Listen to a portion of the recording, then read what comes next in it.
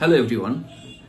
Blood group নিয়ে আমরা ম্যাক্সিমামই কিন্তু সবাই এখন বেশিরভাগই ছেলে হোক বা মেয়ে হোক ব্লাড গ্রুপ নিয়ে খুব সচেতন আমরা, এবং আমরা সবাই প্রায় কিন্তু 90% কিন্তু আমরা সবাই ব্লাড গ্রুপ নিজের সবাই জানি। এটা খুবই ভালো দিক একদিক দিয়ে, কিন্তু একটা জিনিস লক্ষ্য করেছেন কি, যে ব্লাড গ্রুপ যদি আমাদের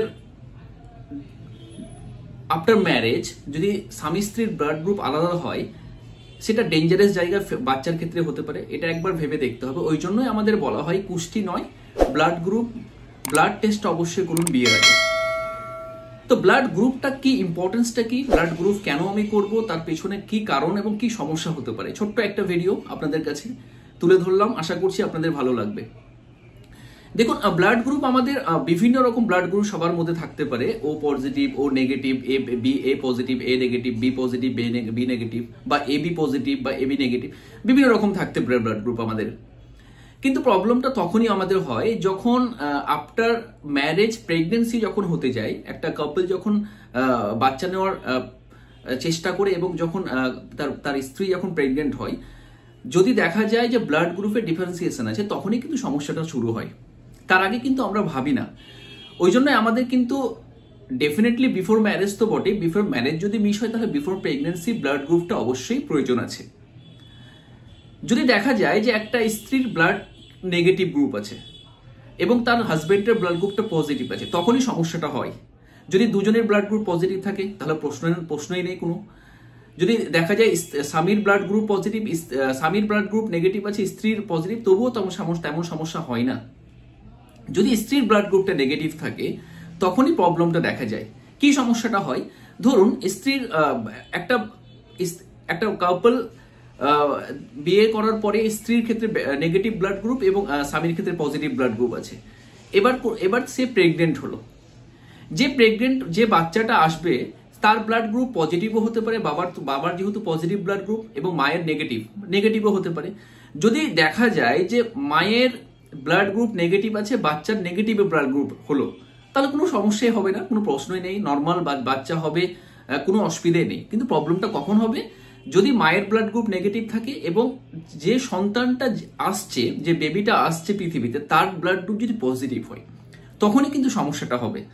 কি সমস্যা হয়, ফার্স্ট স্টেজে কোনো সমস্যা হবে না, প্রথম স্টেজে ফার্স্ট প্রেগনেন্সিতে কোনো সমস্যা হওয়ার কথা নয়। তার কারণটা হচ্ছে যে যখন বেবি যখন প্রসব করলো, যখন নর্মাল যখন হয়, ভ্যাজানাল ডেলিভারি বলতে পারে, নর্মাল ডেলিভারি হতে পারে, কিংবা সিজারিয়ান সেকশন হতে পারে, যখন তার ইমিউনিটি বুঝতেই কিন্তু ডেলিভারিটা হয়েই যাবে, প্রসবটা হয়ে যাবে বুঝতে।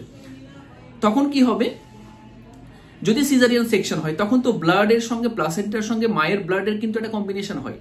তখন মায়ের ব্লাডের সঙ্গে যখন কম্বাইন হবে, যখন মায়ের নেগেটিভ ব্লাডটা থাকে, তার মধ্যে বাচ্চার যে পজিটিভ ব্লাডটা যখন যুক্ত হয়, তখন কি হয়, সঙ্গে সঙ্গে একটা অ্যান্টিবডি তৈরি হয়।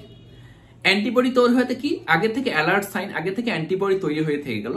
ফার্স্ট বেবি তো হয়ে গেল, সেকেন্ড বেবির ক্ষেত্রে যদি কোনো কারণবশত আবার সেকেন্ড বেবি যদি ওরা নেয়, যদি সেকেন্ড বেবি যদি সেম যদি পজিটিভ ব্লাড গ্রুপ নিয়ে আসে, মায়ের নেগেটিভ ব্লাড গ্রুপ থাকে, তখনই কিন্তু প্রবলেমটা হয়।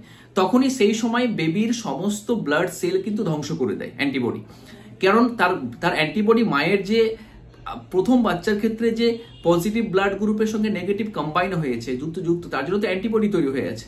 এবার যখন সেকেন্ড বেবির ক্ষেত্রে সেম ভাবে পজিটিভ ব্লাড গ্রুপ চলে আসে, তখনই কিন্তু মায়ের যে ব্লাড গ্রুপের এগেনস্টে অ্যান্টিবডি তৈরি হয়েছে, সেই অ্যান্টিবডিটা গিয়ে কি করবে, যে বাচ্চার সমস্ত ব্লাড সেলসটা ধ্বংস করে দেবে। এতে কি হয়, বাচ্চা মৃত হতে পারে, কিংবা হওয়ার পরে বাচ্চা মারা যেতে পারে।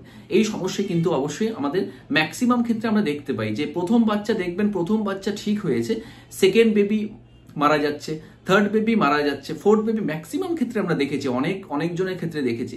যদি দেখা যায় ফার্স্ট বেবির ক্ষেত্রে পজিটিভ নেগেটিভ মায়ের আছে, পজিটিভ বাচ্চার ব্লাড গ্রুপ হলো, তখন দেখা যায় যে কোনো সমস্যা হবে না। সেকেন্ড বেবির ক্ষেত্রে যদি দেখা যায় আবার দুজনেই নেগেটিভ ব্লাড গ্রুপ হলো, তবুও প্রশ্ন নেই, কোনো সমস্যা হওয়ার কারণ নেই। সেকেন্ড বেবির ক্ষেত্রে যদি মায়ের এবং বেবির ব্লাড গ্রুপ যদি ডিফারেন্ট থাকে, সেই ক্ষেত্রে কিন্তু ডেঞ্জারাস, এবং সেই ক্ষেত্রে কিন্তু প্রবলেম আসার কথা, এবং সেটার প্রসেসটাকে বলা হয় এরিথ্রোব্লাস্টোসিস ফিটালিস। তো এটা রোগটার নাম আমাদের জেনে লাভ নাই। প্রথম কথা আমাদের জানতে হবে যে আমাদের ব্লাড গ্রুপটা কতটা ইম্পর্টেন্স। ব্লাড একটা কাপলের ক্ষেত্রে বিফোর ম্যারেজ যদি আমরা ব্লাড গ্রুপ জানতে পারি কিংবা বিফোর প্রেগনেন্সি জানতে পারি, অবশ্যই একটা ভালো গাইনোকোলজিস্টের সঙ্গে কনসাল্ট করে কিন্তু অবশ্যই আমরা প্রেগনেন্সির প্রসেসটা করব। তার কারণটা হচ্ছে প্রচুর টিকা আছে, প্রচুর ইনজেকশন আছে, যেটা আমাদের বেবি যদি এরকম প্রবলেম থাকে তাহলে অবশ্যই হেল্পফুল হবে। তার জন্য প্রত্যেকটা সবাইকে বলবো যে ব্লাড গ্রুপটা সবাই করুন।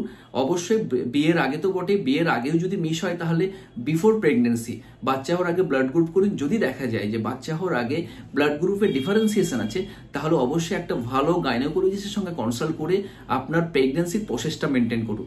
এটুকুই আজকে আপাতত। নেক্সটে ভালো কিছু ভিডিও আবার নিয়ে আসবো। সবাই ভালো থাকুন, সবাই সুস্থ থাকুন, সবাইকে ধন্যবাদ।